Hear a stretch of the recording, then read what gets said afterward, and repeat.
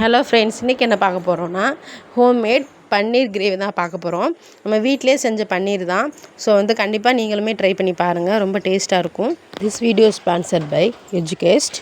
இந்த கோர்ஸில் நம்ம ஜாயின் பண்ணுறது மூலமாக நம்ம என்னென்னலாம் கற்றுக்கலான்னா, யூடியூப்பில் எப்படியெல்லாம் நம்ம வீடியோ எடிட் பண்ணுறது, அப்ளிகேஷன்லாம் எப்படி நம்ம க்ரியேட் பண்ணுறது, இந்த மாதிரி விஷயங்களை தெரிஞ்சுக்கலாம்.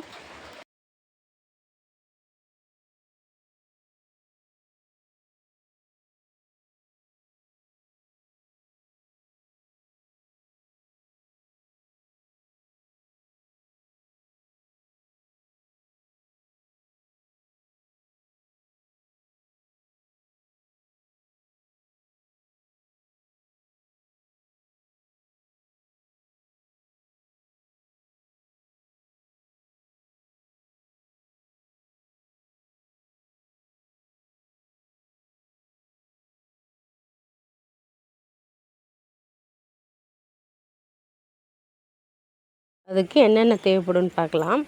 கொஞ்சமாக சோம்பு, கிராம்பு, பட்டை, ஒரு பச்சை மிளகாய், ஒரு கொத்து கறிவேப்பிலை, 2 பெரிய வெங்காயம் கட் பண்ணி வச்சுருக்கோம், 2 தக்காளி கட் பண்ணி வச்சுருக்கோம், கொஞ்சமாக இஞ்சி பூண்டு பேஸ்ட். இது நம்ம வீட்டிலே ரெடி பண்ண மசாலா. பன்னீர் இதை வச்சு தான் இன்றைக்கி நம்ம செய்ய போகிறோம். கடாய் எடுத்துக்கலாம். எண்ணெய் காஞ்சதுக்கப்புறம் நம்ம வச்சுருக்க சோம்பு, கிராம்பு, ஏலக்காய் இதெல்லாம் சேர்த்துக்கலாம். இப்போ வெங்காயத்தையும் ஆட் பண்ணிவிட்டு நல்லா மிக்ஸ் பண்ணி விடுவோம். பாருங்கள், இப்போ ஒரு பச்சை மிளகாய் சேர்த்துருக்கோம். கருவேப்பிலையும் அதோட மிக்ஸ் பண்ணி விட்டுடலாம். நல்லா வதங்கட்டும். இது மாதிரி வெங்காயம் நல்லா ப்ரௌன் கலரில் வந்ததுக்கப்புறம் நம்ம தக்காளி ஆட் பண்ணிக்கலாம். பாருங்கள், தக்காளியும் நல்லா நம்ம வதக்குனதுக்கப்புறம் நம்ம எடுத்து வச்சுருக்க இஞ்சி பூண்டை நம்ம தட்டி எடுத்து வச்சுருக்கோம் பேஸ்ட் மாதிரி, அதையும் சேர்த்து நல்லா வதக்கி எடுத்துக்கலாம்.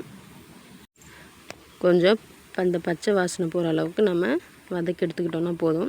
இப்போ நம்ம ரெடி பண்ணி வச்சுருக்க இந்த மசாலாவையும் நம்ம சேர்த்து நல்லா வதக்கி விட்டுக்கலாம், மிக்ஸ் பண்ணி விட்டுருவோம். இது என்ன மசாலா அப்படின்னு பார்த்தீங்கன்னா, கொஞ்சமாக ஆயில் விட்டு அதில் பட்டை, கிராம்பு, கொஞ்சமாக மிளகு, சீரகம், 1/2 சைஸ் வெங்காயம், ஒரு தக்காளி சேர்த்து நல்லா வதக்கிட்டு அதை நம்ம பேஸ்ட் பண்ணி மிக்சியில் போட்டு அரைச்சி எடுத்து வச்சுருக்கோம். இப்போ நல்லா பாருங்கள், எண்ணெய் பிரியிற அளவுக்கு வதங்கிடுச்சு. இப்போ கொஞ்சமாக மஞ்சள் தூள், 1 ஸ்பூன் அளவுக்கு நம்ம மிளகாய் தூள் சேர்த்துக்கலாம். நீங்கள் காரத்துக்கு ஏற்ற மாதிரி நம்ம ஆட் பண்ணிக்குவோம். இப்போ உப்பு போட்டுட்டு நல்லா மிக்ஸ் பண்ணி விட்டுருவோம். இது பன்னீர் நான் வீட்டில் தான் செஞ்சது. பாலில் லைட்டாக லெமனை பிழிஞ்சு விட்டுட்டு அதை நல்லா வடிகட்டி அதை கழுவிட்டு ஒரு வெள்ளை துணியில் போட்டு நல்லா அழுத்தி பிடிச்சி மேலே ஒரு வெயிட் வச்சுட்டேன். வெயிட் வச்சதுக்கப்புறம் ஒரு 2 ஹவர்ஸ்க்கு அப்புறம் எடுத்து பார்க்கும்போது அது நல்லா இறுகி இருந்தது திக்னஸாக. அதை நான் கத்தியில் கட் பண்ணி நான் அந்த பன்னீர் எடுத்து வச்சுருக்கேன். பாருங்கள், நம்ம வீட்டில் ஹோம்மேட் பன்னீர் தான்.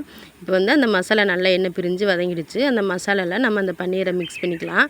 நல்லா சேர்த்து மொத்தமாக எல்லா சைடும் மசாலா போகிற மாதிரி நல்லா பரட்டி நம்ம மிக்ஸ் பண்ணி விட்டுடலாம். பாருங்கள், இதுதான் நம்மளோட பன்னீர் கிரேவி ரெடி ஆகிடுச்சு. நம்ம இதுக்கேற்ற மாதிரி நம்ம தண்ணி ஆட் பண்ணி நம்ம ரொட்டி, சப்பாத்தி, சாப்பாடு எதுக்கு வேணாலும் நம்ம சாப்பிட்டுக்கலாம். ரொம்ப டேஸ்ட்டாகவே இருக்கும். சிக்கன் ஸ்டைலில் நமக்கு பன்னீர் ரெடி ஆகிடுச்சு. பாருங்கள், உங்கள் தண்ணி எவ்வளோக்கு வேணுமோ நீங்கள் அந்தளவுக்கு விட்டுட்டு நீங்கள் கிரேவியாக யூஸ் பண்ணிக்கலாம். இது ஜஸ்ட்டு நம்ம பன்னீர் கிரேவி தான். இதில் நம்ம பச்சை பட்டாணி இதெல்லாம் போட்டு நம்ம செஞ்சோன்னா இன்னுமே நல்லா டேஸ்ட்டாகவே இருக்கும். ஜஸ்ட்டு இப்போ நம்ம இது பன்னீர் கிரேவி மட்டும் தான் செஞ்சுருக்கோம். கண்டிப்பாக நீங்களும் ட்ரை பண்ணி பாருங்கள். ரொம்ப டேஸ்ட்டான ஹோம்மேட் பன்னீர் கிரேவி ரெடி ஆகிடுச்சு. பாருங்கள், இந்த அளவுக்கு நம்ம திக்னஸ் செஞ்சுருக்கோம். ரொம்ப டேஸ்ட்டாகவே இருந்தது. சாப்பிட்டு பார்க்கும்போது கண்டிப்பாக நீங்களும் வீட்டில் ட்ரை பண்ணி பாருங்கள்.